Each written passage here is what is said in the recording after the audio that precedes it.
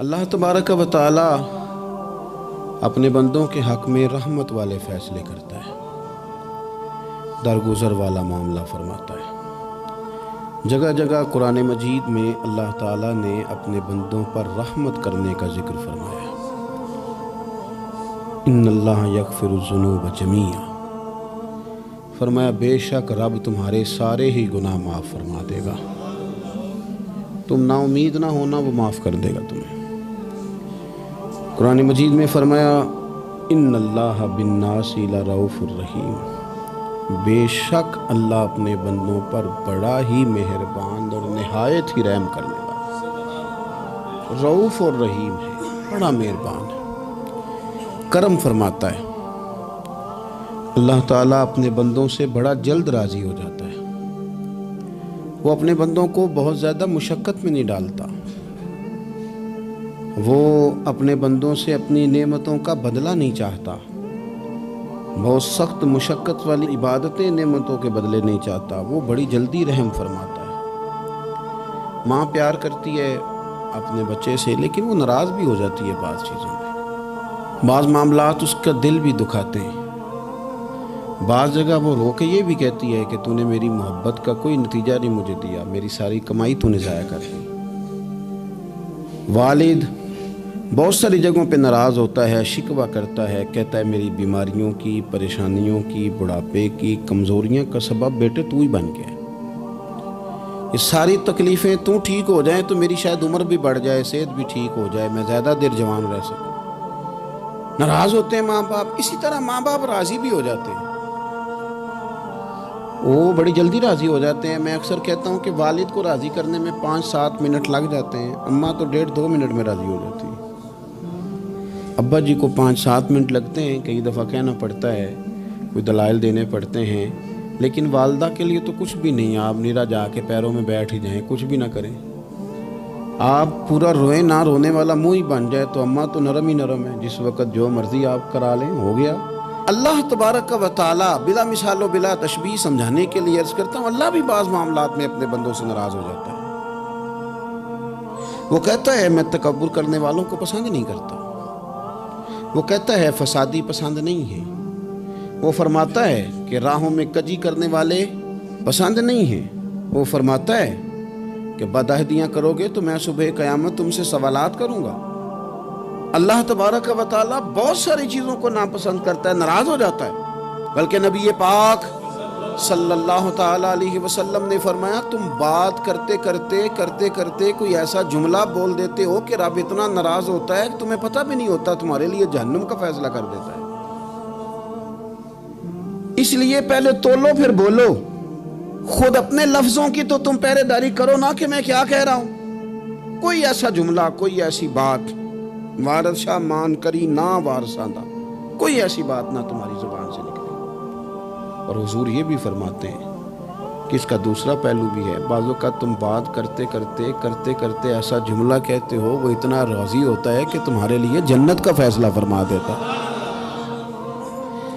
مسلمان کو اب یہ حکم ہے، اس ساری گفتگو کا نتیجہ یہ ہے کہ وہ اپنے جذبات پر، خیالات پر، نگاہوں پر، زبان پر، کانوں پر تھوڑی توجہ دے، بے لگام نہ بنے، بے ترتیب نہ بنے، جو طبیعت میں آئے کر نہ گزرے، تھوڑا سا نہ سوچے سمجھے اور تھوڑا سنبھل کے چلے، کبھی ان کاموں کی طرف نہ جائے جن سے رب ناراض ہو جاتا ہے،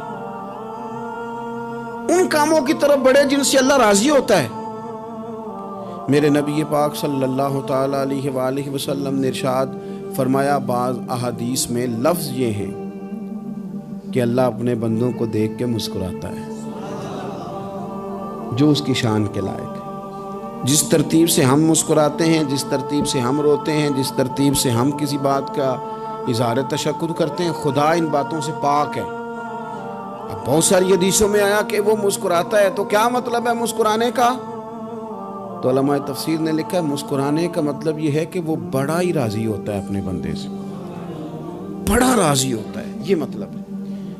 ایک تو مسکرانے کا مطلب یہ کہ وہ بڑا راضی ہو گیا، وہ مسکرا دیا اپنے بندے پہ، اور ایک اس کا معنی خود نبی پاک صلی اللہ تعالیٰ علیہ وسلم نے بیان فرمایا، مسند امام احمد بن حنبل میں حدیث ہے، حضور سید عالم علیہ السلام سے صحابہ نے پوچھا، یا رسول اللہ شہید تو بڑے لوگ ہوتے ہیں، شہیدوں میں افضل کون ہے؟ تو اللہ کے حبیب علیہ السلام فرمانے لگے، وہ والا بندہ جو ڈٹ گیا تھا کافروں کے مقابلے میں، وہ ہلا نہیں، پوری طرح ڈٹ کے جو لڑا وہ شہداء میں افضل ہے۔ حضور فرماتے ہیں وہ جنت کے بالا خانوں میں سیر کرے گا اور رب اسے دیکھ کے مسکرائے گا، رب اسے دیکھ کے مسکرائے گا، اللہ تعالیٰ مسکراتا ہے اسے دیکھ کے۔ اور اگلے جملے میں حضور نے وضاحت کر دی، فرمایا جب رب دنیا میں کسی پر مسکراتا ہے نا تو اس کا معنی یہ ہے کہ قیامت میں پھر اللہ اس سے حساب کوئی نہیں لے گا۔ جس پر اللہ دنیا میں مسکرا دیا اس سے کوئی حساب، تو وہ کام ڈھونڈنے چاہیے نا جس سے اللہ مسکرائے۔ ویسے کبھی ہم ایسا کرتے ہیں کہ نہیں کہ کسی کو راضی کیا جائے؟ یہ کام ہم کرتے ہیں کہ ہماری کمپنی کا جو سربراہ ہے وہ ہم سے راضی رہے، جس ادارے میں ہم پڑھاتے ہیں اس ادارے کا بڑا ہم سے راضی رہے، یہ کرتے ہیں ہم۔ اس کے لیے کچھ نہ کچھ ہیلے بہانے ہم کرتے ہیں، برادری، قبیلہ، علاقہ، بستی، لوگ کسی طریقے سے ہمارے ساتھ مطمئن رہیں، کرتے ہیں نا یہ سارے کام۔ اس میں تھوڑی مشکل بھی ہمیں آتی ہے لیکن کرتے ہیں، کیا کریں۔ گھر میں بھی کئی دفعہ ایسا ماحول بنانا پڑتا ہے۔ چلیں ایک اور میٹھی مثال دیتے ہیں، زیادہ سمجھ میں آئے گی۔ چھوٹا بچہ خوش رہے، آپ اس کے لیے محنت نہیں کرتے؟ وہ چھوٹا ہے، اس کو خوش کرنا فرض ہے ابا پہ، لیکن وہ کہتا ہے کہ میں نے موٹر سائیکل لینا ہے۔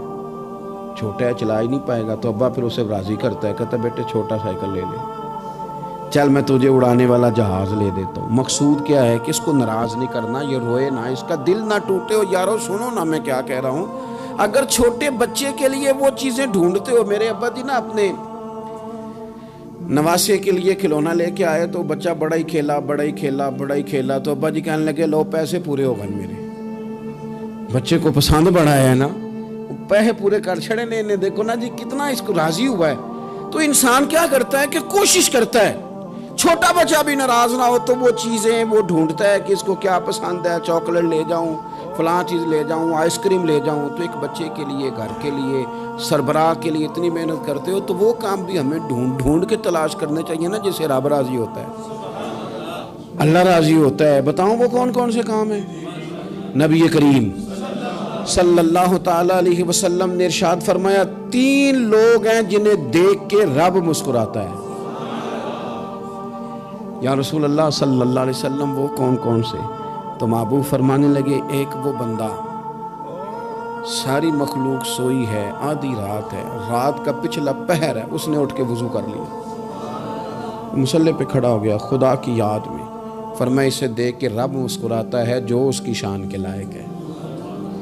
مسکراتا ہے اللہ۔ یہ تو سونے کا ٹائم تھا، یہ تو گہری نیند آنے کا وقت تھا، رات کا پچھلا پہر۔ رات پوے تے بے درداں نو نیند پیاری آوے، تے درد منداں نو یاد سجن دی ستیاں وی آن جگاوے۔ اور ساون کی کالی راتوں میں جب بوندا باندی ہوتی ہے، وہ راتوں کو اٹھ اٹھ روتے ہیں جب خلقت ساری سوتی ہے، اللہ مسکراتا ہے۔ اور سننا میرے بھائی، میرے نبی پاک صلی اللہ تعالیٰ علیہ وسلم فرماتے ہیں جب مسلمان نماز کے لیے صفیں بناتے ہیں نا، ترتیب لگ رہی ہوتی ہے، اب اللہ کی بارگاہ میں کھڑے ہوں گے، قیام کریں گے، رکوع کریں گے، سجود کریں گے، فرمایا جب مومن صفیں بناتے ہیں تو رب دیکھ کے مسکراتا ہے، مسکراتا ہے۔ کمال ہو گئے عروج بندگی کا، جب بندے کو دیکھ کے رب مسکرائے۔ خدا بندے سے خود پوچھے بتا تیری رضا کیا ہے، مسکراتا ہے۔ اور میرے نبی پاک علیہ السلام فرماتے ہیں جب مجاہد جہاد کے لیے صفیں سیدھی کرتے ہیں، آج تو یہ رب کے نام پہ مرنے ہی آ گئے، یہ صفوں میں کھڑے ہوں گے، ترتیب سے لڑیں گے، ترتیب سے گلا کاٹیں گے کافروں کا یا شہادت لیں گے۔ فرمایا جب جہاد کے لوگ صفیں بناتے ہیں تو رب انہیں دیکھ کے مسکراتا ہے۔ کتنے نصیبوں والا وہ بندہ ہے جسے دیکھ کے مسکرا دیا۔ او یار کبھی تیرا بیٹا تیرے سامنے مسکرائے نا چھوٹا، تو تیرا دل باغ باغ ہو جاتا ہے۔ تیری ماں بیمار کسی ایک دن صحیح طرح ہنس پڑے تو طبیعت خوش ہو جاتی۔ مجھے بتاؤ نا جس کا رب بھی اسے دیکھ کے ہنس پڑے، جو اس کی شان کے لائق ہے، کیا اس بندے کے نصیبیں ہیں، کیا اس کے مقدر ہیں۔ آپ اس مقام پر اپنے آپ کو لائیں. اب دیکھیں نا یہ حدیث آپ نے سن لی, اب ہم نے نا اس طرح صفحے نہیں بنانے جس طرح ساری دنیا, اب ذرا صفحے بھی شوق سے بنائیں گے. آپ ذرا تھوڑا سا شوق پیدا کریں گے, بھئی یہ تو میں وہ کام کرنے لگا ہوں جسے دیکھ کے رب مسکراتا ہے. نبی پاک صلی اللہ علیہ وسلم نے فرمایا جب کوئی بندہ توبہ کرتا ہے نا, ہم توبہ کا رٹا لگاتے ہیں, یا اللہ میری توبہ یا اللہ. اور توبہ کا تو مطلب یہ ہے کہ پچھلے گناہوں سے پکی توبہ, آج کے بعد یہ غلطی نہ کرنے کا پکا وعدہ. تو نے ساری شب برات رو کے گزاری ہے, بتا سویرے جھوٹ جوڑنے کا ارادہ ہے تیرا, آج کے بعد رشوت تو نہیں نہ لے گا, ملاوٹ تو نہیں نہ کرے گا, یہ توبہ ہے. اور اگر سارے کام اسی طرح کرنے تو پھر یہ توبہ کا رٹا ہے, جتنا مرضی لگاؤ. حضرت علی بن ربیعہ رضی اللہ تعالیٰ عنہ فرماتے ہیں میں مولا علی کے ساتھ تھا, مقام حرہ کی طرف جا رہے تھے, حضرت علی نے ہاتھ اٹھا کے دعا مانگی ہماری تعلیم کے لیے, ورنہ حضرت علی ہم صحابہ کو محفوظ عن الخطا تو مانتے ہیں نا.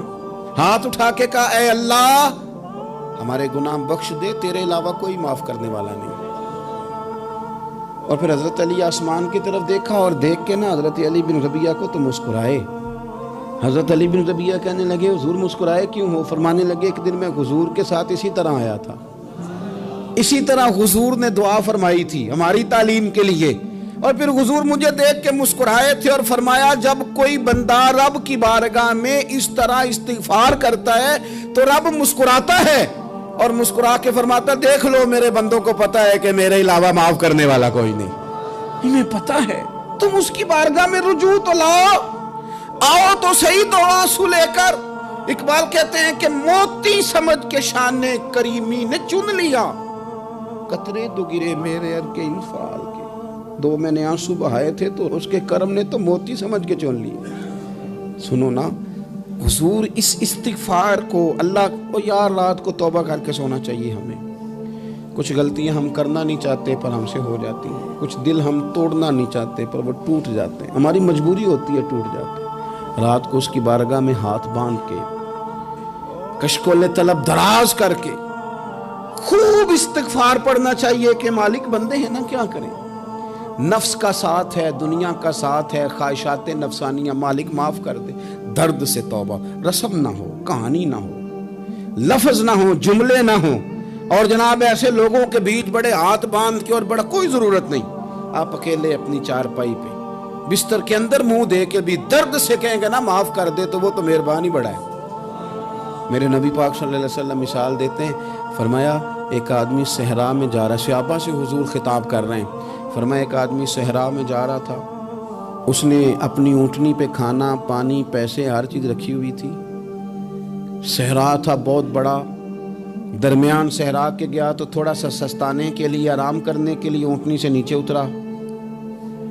اب اس نے اونٹنی کی لگام, اونٹنی کی نکیل اپنے سرہانے کے نیچے رکھی, ہاتھ کے ساتھ پکڑی اور سو گیا. تھوڑی ہی دیر کے بعد جب اس کی آنکھ کھلی تو دیکھا اونٹنی غائب ہے.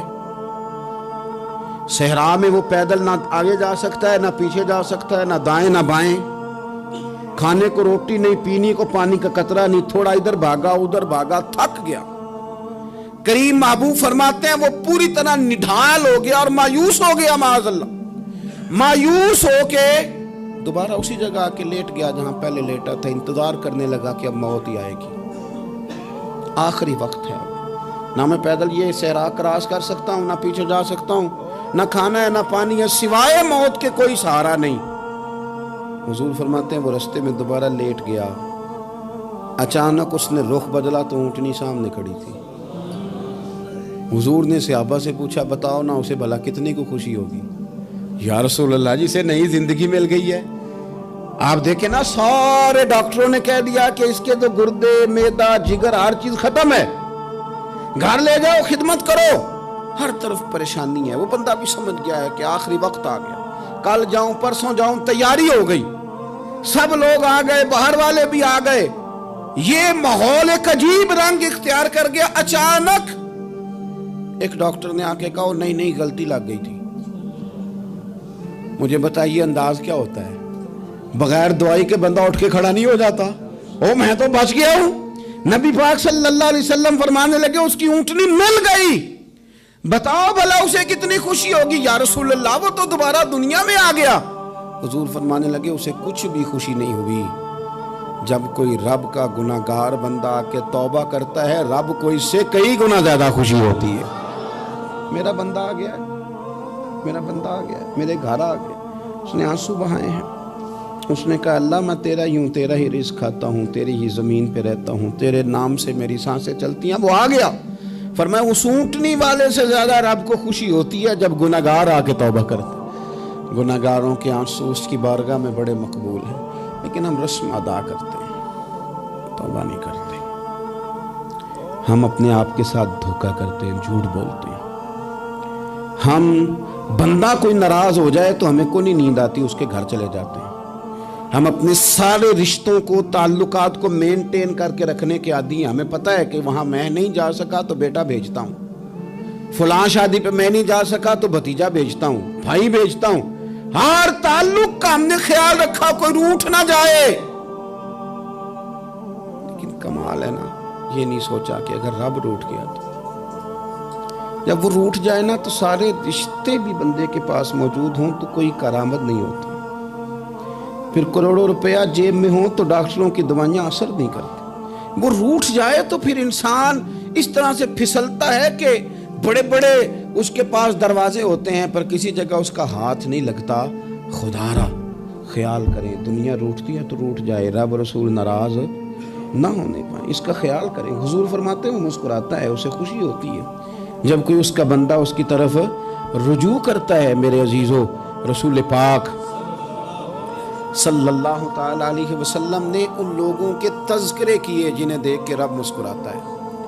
ہم نا گناہگاروں پر بھی فتویٰ دینے میں جلدی کرتے ہیں اور نیکی پر بشارت دینے میں بھی جلدی کرتے ہیں، حالانکہ یہ ہماری ذمہ داری نہیں۔ پتہ نہیں اللہ تعالیٰ کس کو کب توفیق توبہ دے کے اپنے قریب کر لے، لیکن بڑی جلدی ہے، بڑی جلدی فتویٰ دینے میں۔ اور یہ فتویٰ اب صرف مفتیوں کا نہیں رہ گیا، یہ میری طرح کے، آپ کی طرح کے ڈھیروں لوگ ہیں جنہوں نے جیبوں میں فتوے ڈالے ہوئے۔ بھئی آپ نے کیوں ذمہ داری لے لی ہے جنت میں داخل کرنے کی اور نکالنے کی؟ یہ تو میرے رب کریم کا کرم ہے، وہ جس کو چاہے جب چاہے جتنا چاہے عطا کرے۔ لیکن کچھ لوگ نا بڑے پکے ہو گئے ہیں کہ شاید جو میں سوچ رہا ہوں وہی درست ہے۔ کبھی کبھی کچھ چیزیں عجیب بھی ہوتی ہیں، لہذا خدا کی رحمت پر بھروسہ کر کے بات کرنی چاہیے، اپنی مرضی کے فتوے نہیں داغنے چاہیے۔ وہ دیکھو جی فلانا بندہ یوں کر رہا ہے، آپ کو پتہ ہی نہیں پوری بات کا، آپ کو علم ہی نہیں پوری بات کا۔ حضرت بہاءاللہ نقشبند بخاری رحمت اللہ علیہ فرماتے ہیں میں حج کرنے گیا تو وہاں میں نے ایک آدمی کو کروڑوں کا کاروبار کرتے دیکھا تو میرے دل میں خیال ہے یہاں بھی اللہ اللہ کرنی چاہیے تھی، دنیا داری کر رہا ہے۔ لیکن فرماتے ہیں حج سے فارغ ہوئے تو میں نے دیکھا وہی بندہ سارا کچھ رب کی بارگاہ میں خیرات کر رہا ہے، اور سینکڑوں غریب حاجی ہیں جن کو پورے خرچے دے رہا ہے۔ تو میں نے وہیں اپنی سوچ سے توبہ کی کہ میں کہاں تھا۔ بڑی جلدی کھڑے نہ ہو جائیں۔ حضرت حسن بصری رحمت اللہ تعالیٰ علیہ ارشاد فرماتے ہیں کہ میں دریا کے کنارے گیا تو وہاں میں نے ایک شخص کو دیکھا، وہ اپنی ایک خاتون کی گود میں سر رکھ کے بیٹھا اور قریب ایک بوتل بھی پڑی ہے۔ میرے دل میں معاذ اللہ خیال آیا کہ دیکھو کس انداز میں ایک عورت کے ساتھ یہ ہے اور پاس بوتل بھی پڑی ہے، جانے شراب ہے۔ کہتے میں سوچ ہی رہا تھا کہ اچانک کی کشتی آ رہی تھی دریا میں، وہ ہچکو لے کھائے، کشتی میں 4-5 لوگ تھے، وہ دریا میں ڈوبنے لگے۔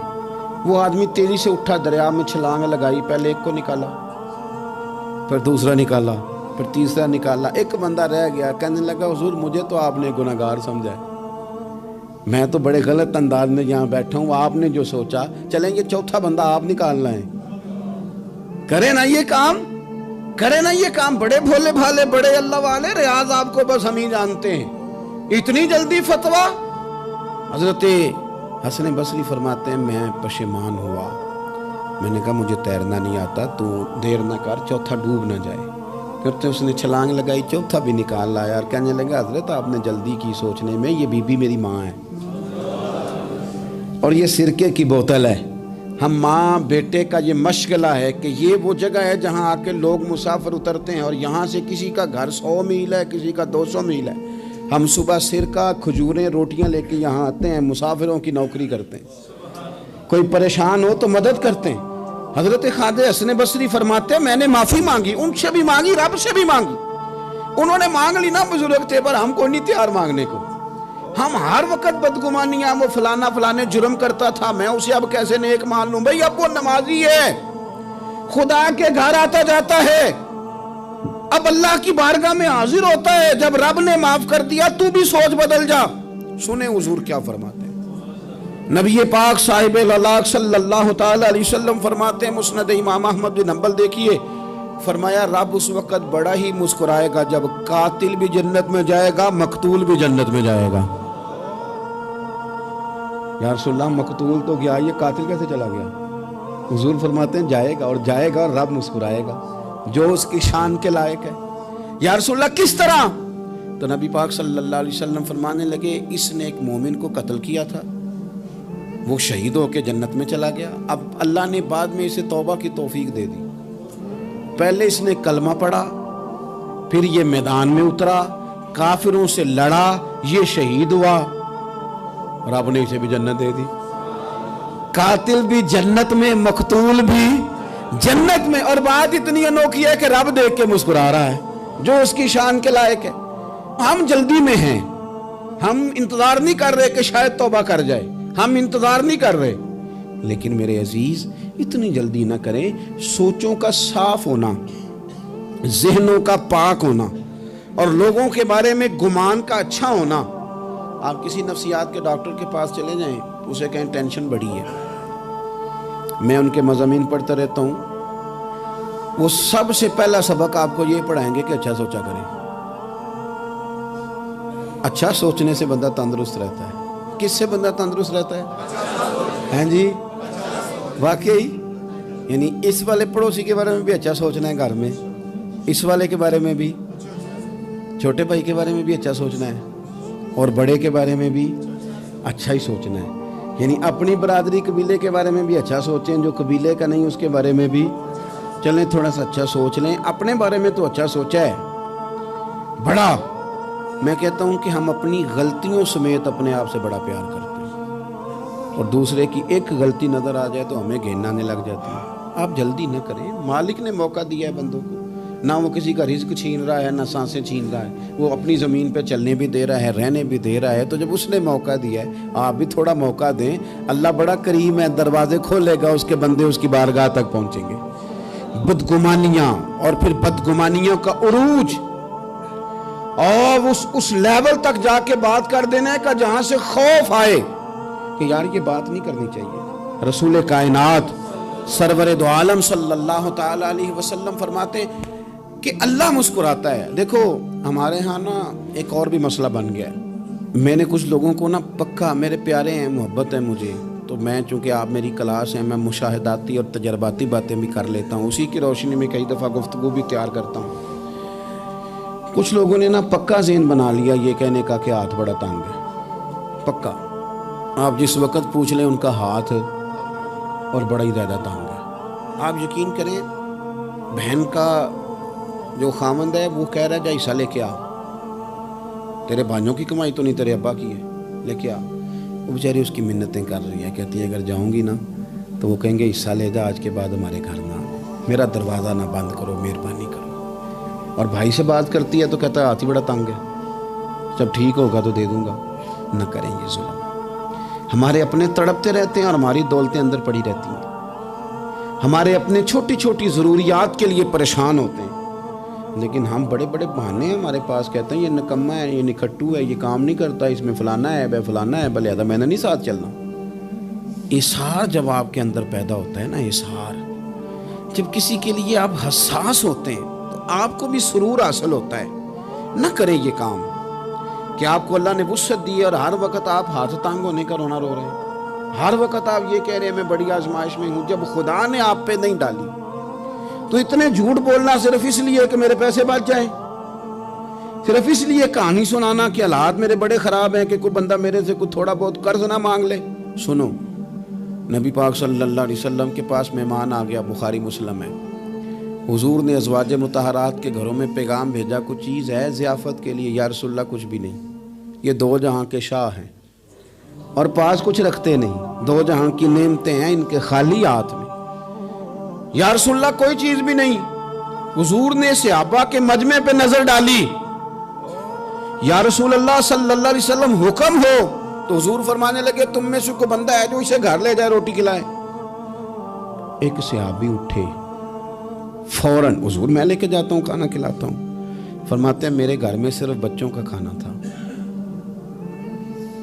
یہ نہیں کہ فریزر بھرا ہوا ہے نعمتوں سے، صرف بچوں کا کھانا۔ یہ نہیں کہ کسی کو دیکھ کے اپنی ہنڈیا پہ برتن دے لیا، صرف بچوں کا کھانا۔ کہتے ہیں گھر گیا، بیوی سے کہا کیا کیفیت ہے؟ کہنے لگی بچوں کی روٹی ہے۔ میں نے کہا بچے سلا دے،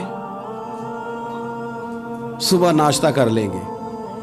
تو کہنے لگی آپ کیا کھائیں گے؟ تو میں نے کہا نہ میں کھاؤں گا نہ تو کھائے گی، مہمان جو نبی پاک کا ہے۔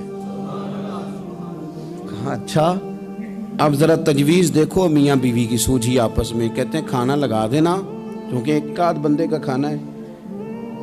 اپنی غربتوں کا ہر جگہ اظہار کرنا، رونا رونا، یہ دیکھو غربت کیسے چھپائی جا رہی۔ اس کو کہا نہیں کہ چل تو تھوڑا رحم کھا، تو آیا ہے تو تھوڑا رحم کھا، یہ نہیں کہا اٹھ کے نا تو کھانا رکھنا اور اٹھ کے نا چراغ ٹھیک کرنے کے بہانے بجھا دینا۔ ہم دنیا والوں کے سامنے کیوں اپنے دکھ بیان کریں؟ ہم جو کہیں گے رب رسول کی بارگاہ میں کہیں گے۔ تو نا چراغ ٹھیک کرنے کے بہانے، اہلیہ اٹھی کھانا دینے کے بعد چراغ ٹھیک کرنے کے بہانے بجھا دیا۔ خامد بھی ہاتھ چلاتے رہے، بیوی کبھی برتن رکھتی کبھی اٹھاتی، پتہ چلے کہ کھانا کھا رہے ہیں، کھانا کھایا جا رہا ہے۔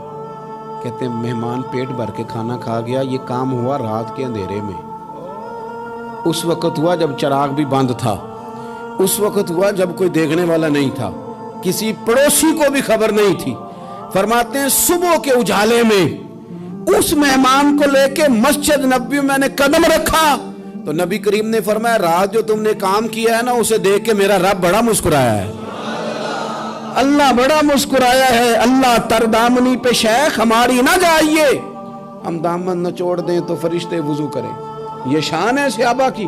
نبی کریم علیہ السلام نے فرمایا رب رات مسکرایا تیرا یہ انداز دیکھ کے، اور اس نے قرآن نازل کیا وَيُؤْثِرُونَ عَلَىٰ أَنفُسِهِمْ وَلَوْ كَانَ بِهِمْ خَصَاصَةٌ۔ کچھ لوگ وہ ہیں جنہیں بڑی بھی ضرورت ہو تو دوسروں پر اثار کر دیتے ہیں، قربانی دے دیتے ہیں۔ رب مسکرایا ہے، اندر پیسے رکھے ہوئے ہیں، اندر پیسے رکھے ہوئے ہیں، اور بہن آ کے منت کر رہی ہے کہ بھائی حالات بڑے خراب ہیں، تھوڑی سی مہربانی کر۔ تو کہتے ہیں بہن پردہ یہ ہے بس، کیسے بتاؤں تجھے حالات، تجھے کیا بتاؤں کام کتنی مشکل سے چلتا ہے، یہ پردہ یہ بس۔ بہرحال اگر تو نے کہا ہے نا 50,000 تو میں زیادہ نہیں، کوئی 20 کو دے دوں گا تجھے، وہ بھی خاصی نیکی کر کے، وہ بھی بتا سکھا کے۔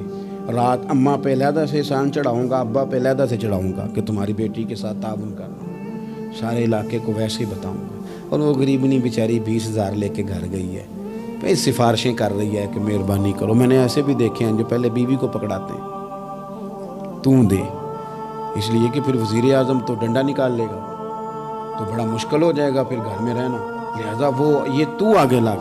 یہ کیا لہجہ ہے آپ کا؟ یہ تو کسی کو بھی دیں تو چھپا کے دینے کا حکم ہے، کسی کو بھی دیں تو ہمیں حکم یہ ہے کہ سیدھے ہاتھ سے دینا ہے، الٹے کو خبر۔ اور یہ جو بالکل ہی اپنے ہیں ان پر تو پردہ پوشی آپ کے لیے ویسے ہی ضرورت تھی۔ میرے عزیز رب مسکراتا ہے۔ میرے نبی پاک علیہ السلام نے یہ اعمال ہمیں بتائے جن پر اللہ مسکراتا ہے، خوش ہوتا ہے۔ اور بعض لوگوں کو حضور نے نامینیٹ کیا، حضرت سعد بن معاذ رضی اللہ تعالیٰ عنہ عظیم صحابی تھے۔ یہ وہ خوبصورت صحابی ہیں جن کے جنازے کو کندھا میرے نبی پاک نے عطا فرمایا، حضور نے کندھا عطا فرمایا۔ کمال ہو گئی، نرخ بازار محبت کا انوکھا ہی ہو گیا، خود خریداروں میں شامل آ کے مولا ہو گیا۔ حضور نے کندھا دیا۔ حضرت سعد بن معاذ رضی اللہ تعالیٰ عنہ کا جب جنازہ اٹھا، ان کی والدہ رو پڑی، بڑے درد سے روئی، ماں تھی نا۔ ان کی آواز جب حضور تک گئی تو نبی پاک نے فرمایا آنسوؤں کو روک لے، آواز کو کم کر لے، تیرے بیٹے کی تو جب روح پرواز ہوئی ہے تو رب مسکرایا ہے۔ جس کے آنے پہ رب راضی ہو مسکرا دے جو اس کی شان کے لائق ہے۔ یہ تو وہ لوگ ہیں کہ جن کے جانے پر نا رب، وہ کسی نے کہا تھا کہ میرے مرنے پہ ہر سو شور مچ جائے گا، دیکھو گے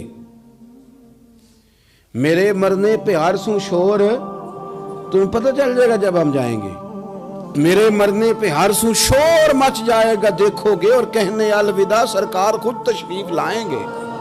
اور درویش کہنے لگے بعد مرندے مکھڑا میرا ہو جاوے جے تازہ، پھر سمجھ لینا محبوب میرے نے آن پڑے ہے جنازہ، اور عاشق کا جنازہ ہے ذرا دھوم سے نکلے اور محبوب کی گلیوں سے ذرا گھوم کے نکلے۔ فرمایا کہ ان کے تو جانے پہ رب کریم، اور حضور نے ایک دعا بھی دی۔ حضرت ابو طلحہ، حضرت طلحہ رضی اللہ تعالیٰ عنہ صحابی تھے، ان کا وصال ہو گیا تو حضور نے دعا بھی دی۔ فرمایا یا اللہ جب میرا طلحہ آئے نا تو اس سے مسکرا کے بات کرنا، یہ تجھ سے مسکرا کے بات کرے جو تیری شان کے لائق ہے۔ تو اللہ تعالیٰ غائب درجے راضی ہوتا ہے۔ ایک دفعہ پھر بات دہراتا ہوں، جو میدان میں ڈٹ کے شہید ہو رب اسے دیکھ کے مسکراتا ہے۔